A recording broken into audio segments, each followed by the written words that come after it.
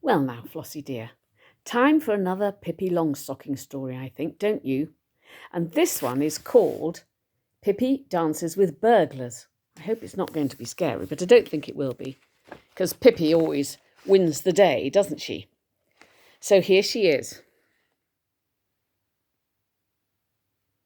After Pippi's performance at the circus, there wasn't a single person in the whole little town who didn't know how incredibly strong she was. There was even something about her in the newspaper. But people who lived elsewhere, of course, didn't know who Pippi was. One dark autumn night, two tramps came trudging along the road past Villa Villacula. The tramps were two shabby burglars who had set off to roam through the country looking for things to steal. They saw lights on in the window of Villa Villacula, and they decided to go inside and ask for a sandwich.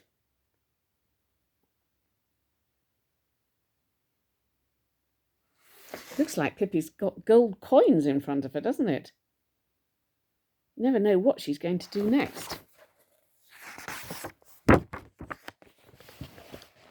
On that night, Pippi had poured all her gold coins out on the kitchen floor, and she was sitting there counting them. She wasn't actually very good at counting, but occasionally she did it all the same, just to keep things in order. 75, 76, 77, 78, 79, 70, 10, 70, 11, 70, 12, 70, 13, 70, 17. I seem to be stuck on 70. Good gracious, surely there must be some other numbers in the number nebula. Oh, that's right, I remember now. 104.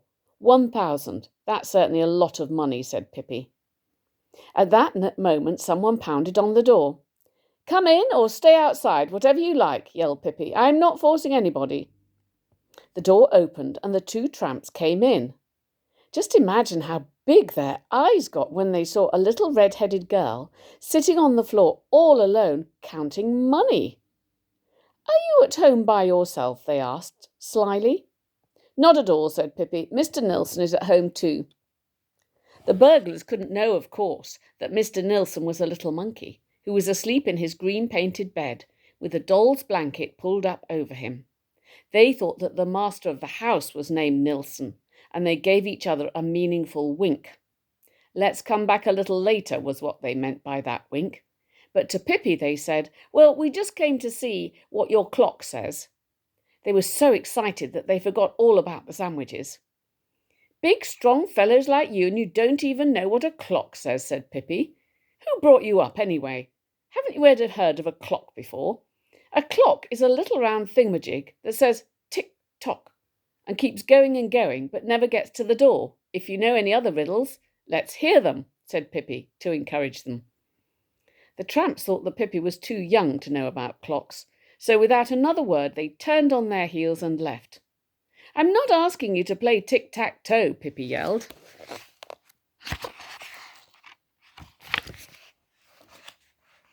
But you could at least play along with my tick-tock riddle. I don't know what makes you tick.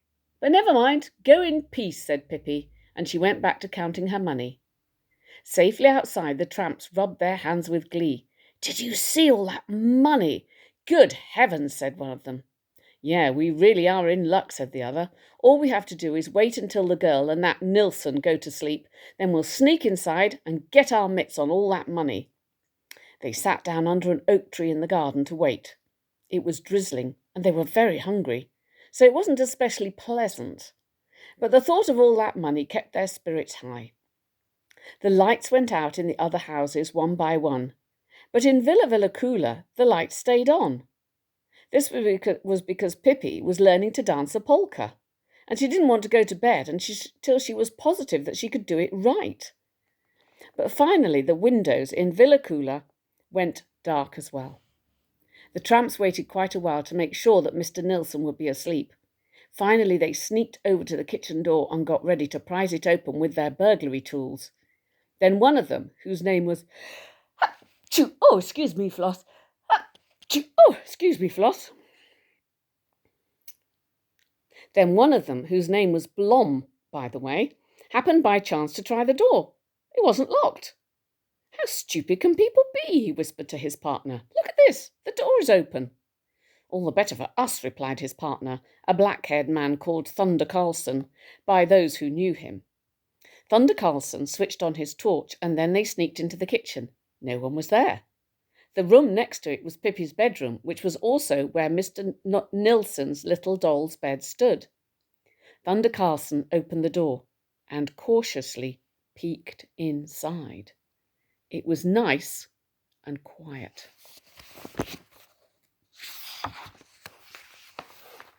He let the beam of his torch play over the room.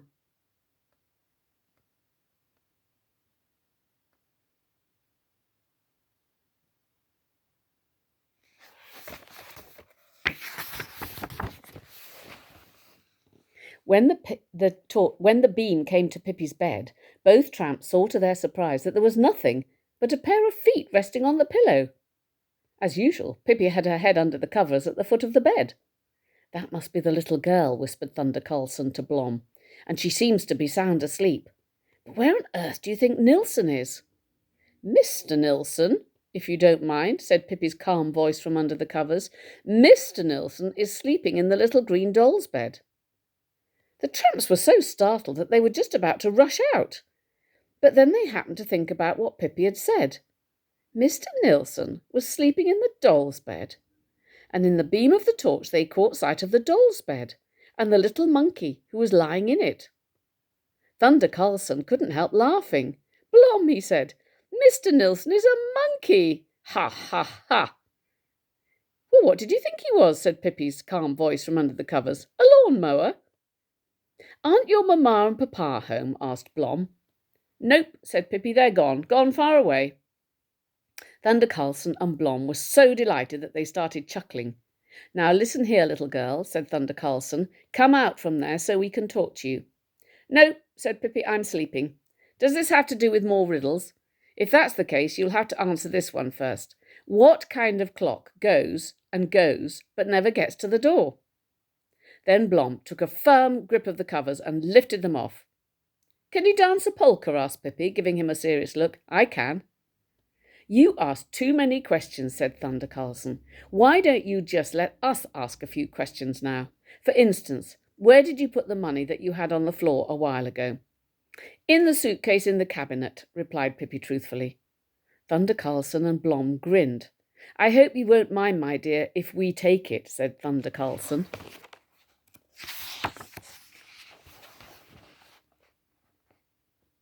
Oh, no, not at all, said Pippi. Of course not. And with that, Blom went over and took out the suitcase. Hope you won't mind, my dear, if I take it back, said Pippi, as she climbed out of bed and went over to Blom. Blom didn't really know what had happened, but somehow the suitcase suddenly ended up in Pippi's hand. Quit joking around, said Thunder Carlson angrily. Give me the suitcase. He grabbed Pippi hard by the arm and tried to yank the plunder away from her. Who says I was joking? Said Pippi, as she lifted Thunder Carlson on top of the cabinet. The next instant, Blom was sitting there too. Then both of the tramps were scared. They began to realise that Pippi was not exactly an ordinary girl. But the suitcase was still tempting them, so they pushed aside their fear. All together now, Blom, shouted Thunder Carlson, and then they jumped down from the cabinet and rushed at Pippi, who was holding the suitcase in her hand. But Pippi jabbed them with her finger, and they each landed in opposite corners of the room. Before they could get to their feet, Pippi got out a rope, and quick as a wink, she tied up the arms and legs of both burglars. Now they started singing a different tune. So there's one of them all tied up. And there's the other one's feet all tied up. Looks like she's done a good job, Floss.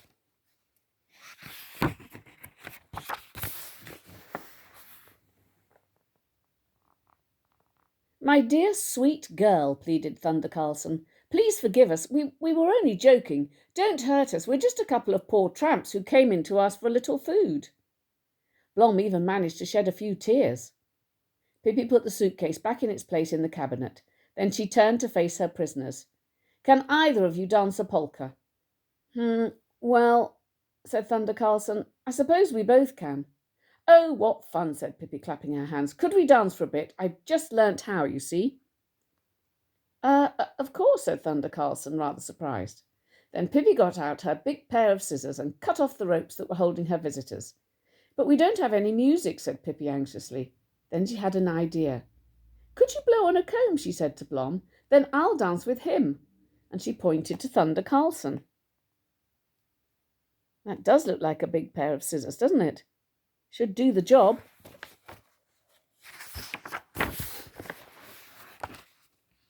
Yes, of course Blom could blow on a comb, and that's what he did, so loudly that it could be heard through the whole house. Mr. Nilsson was startled awake, and he sat up in bed, just in time to see Pippi whirling round with Thunder Carlson. Her expression was dead serious, and she was dancing with such energy as if her life depended on it. Finally, Blom refused to blow on the comb any longer because he claimed that it was tickling his lips so terribly. And Thunder Carlson's legs were starting to get tired since he'd been trudging along the road all day long. Oh, please, just a little bit more, begged Pippi, as she kept on dancing. And then there was nothing for Blom and Thunder Carlson to do but keep going.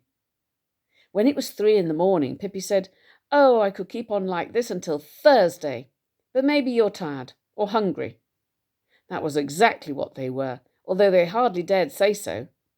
From the pantry, Pippi brought out bread and cheese and butter and ham and a cold roast and milk, and then they all sat down at the table, Blom, Thunder Carlson and Pippi, and they ate until they were stuffed to the gills. Pippi poured a little milk in one ear. It's good for an earache, she said. You poor thing, do you have an earache? Asked Blom. Nope, said Pippi, but I might get one. Finally, both tramps stood up, thanked Pippi for the food, and said they would have to get going. I'm so glad you came. Do you really have to leave so soon? Said Pippi sadly. I've never seen anyone who could dance a polka like you can, my sweet little sugar pig, she said to Thunder Carlson. And be sure to keep practicing at playing the comb, she said to Blom. Then you won't notice that it tickles. As they headed out of the door, Pippi came running to give them each a gold coin. You've certainly earned it, she said. And that's the end. That's rather a nice story, isn't it? I think she and the burglars had some fun. Well, Pippi did anyway. So bye for now, sweetie pie. See you again soon. Bye-zio.